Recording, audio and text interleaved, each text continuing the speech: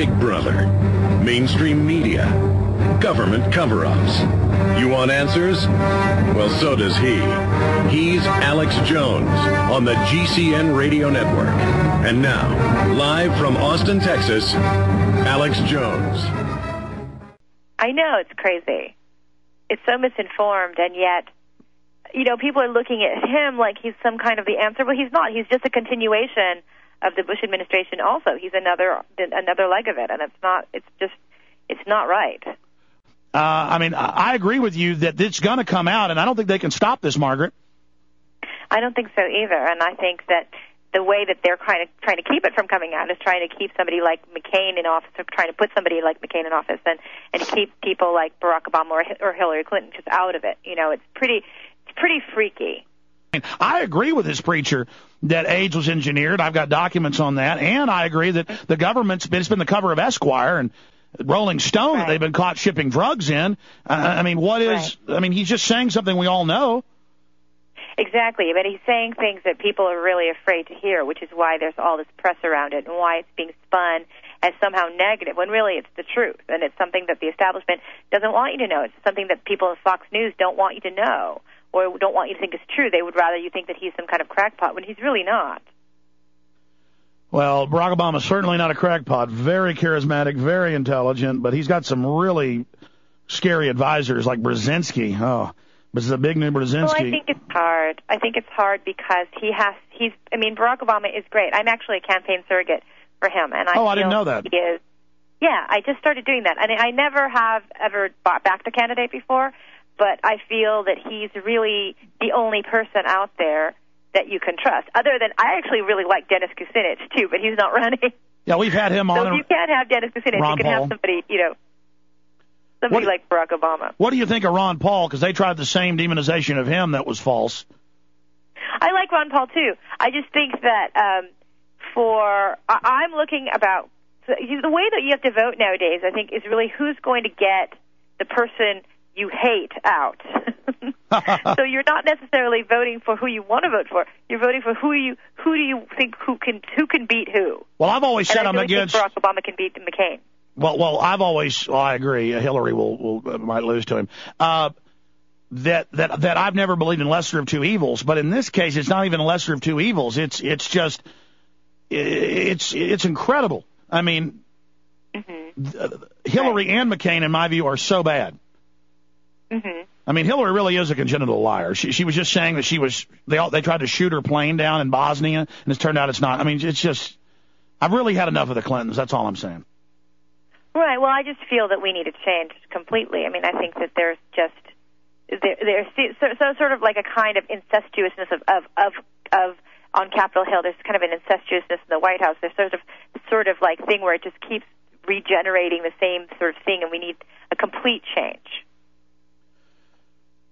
We're talking to Margaret Cho, one of the top comedians, film actors, TV, books, movie performances. I'm looking at the schedule. You are working you're doing a lot, aren't you?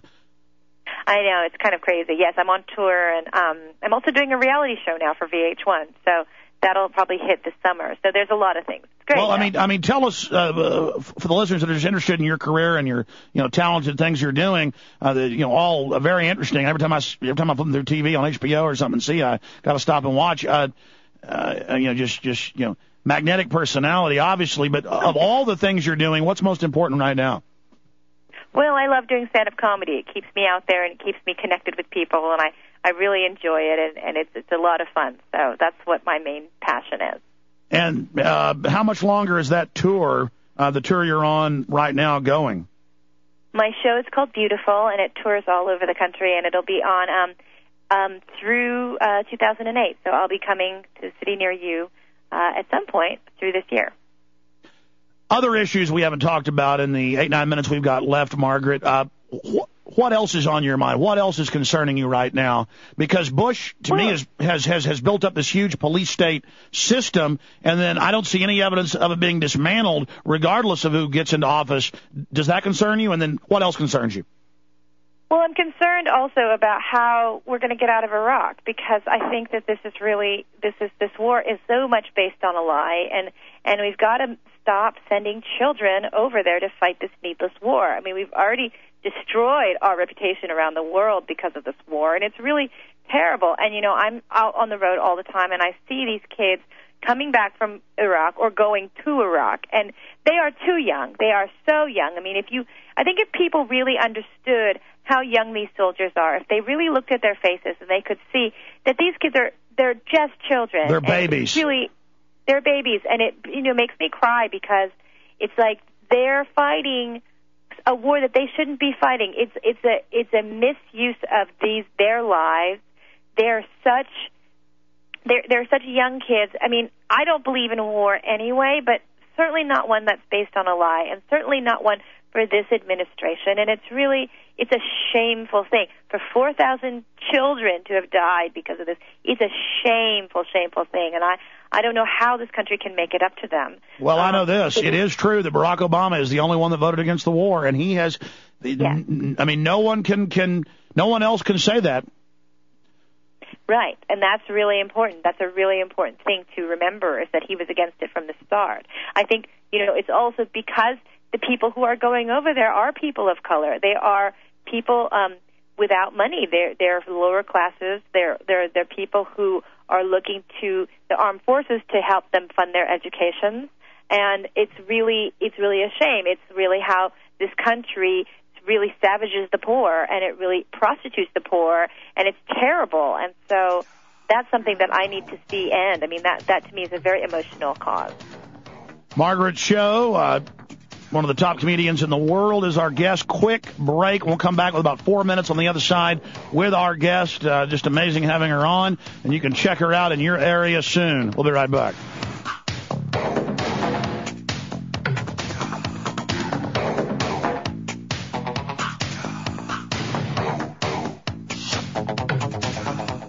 MargaretCho.com. It's MargaretCho.com. Links up on Infowars.com right now. Margaret, got about 4 minutes left. I want to get back into 9/11.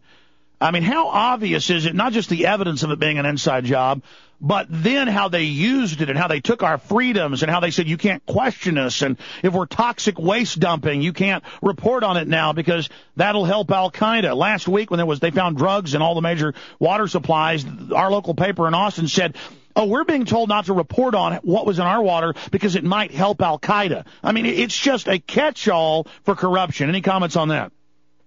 Oh, it is a catch-all. It's just insane, and it's really upsetting, you know, in the way that it's affected travel, and how, you know, they just look through your bags, or they try to, like, make you put all your liquids in one place. It's, like, ridiculous, because they just want this atmosphere of terror to just pervade everything, so it'll make us easily controllable. It's training, taking the shoes off. I'm sorry, go ahead. No, it'll make you take your shoes off. And that's to train you. They know that something that ridiculous is about habitualizing you to the fear.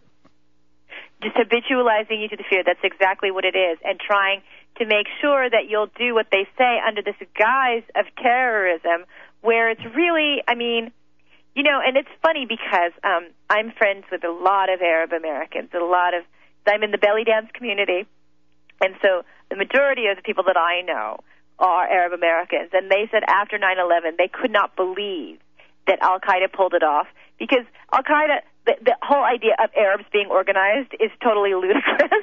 Yeah. And they could never have done it, and so that to me is very funny, because, like, if you look at the history of, like, fatwas, you know, like there was an author in Egypt who had a fatwa against him for something like 40 years, and he went to the same cafe every day at the same time, every single day for 40 years, and they never killed him. He lived to be in his 90s. Well, take Egypt against the whole time. I mean, take Egypt against Israel. I don't mean to be mean to Arabs, but they're not, you know, militarily. They're brave fighters. They're just something's lacking in organizational skill. And these guys from caves magically did this. Yes, it's very. I mean, it's really about demonizing some sort of entity that we don't really know about, and then So it's the government really or Margaret, this idea. I'm sorry, you said the government's pushing this idea? This idea of us trying to fear something that doesn't even really exist. I don't think that people faced with the idea that they may crash and die in a plane, I don't think that they would do nothing. Wow. Margaret Cho, I appreciate you coming on, margaretcho.com. And we really appreciate you spending time with us and sharing your thoughts bravely, because if we don't all speak out, we could have some really serious things come in the future, couldn't we? We could. We should all speak out. All right, Margaret Cho, Godspeed. Thank you for spending time with us, and have a great week. Thank you. You too. All right, ladies and gentlemen, there she goes, one of the top comedians in the country, and speaking out about 9/11. Retransmission starts now at Infowars.com. Jam-packed first and second hour. If you missed it, the exclusive streams are at Infowars. You got to go there. We'll be right back in 70 seconds on the internet streams at Infowars.com. God bless you all.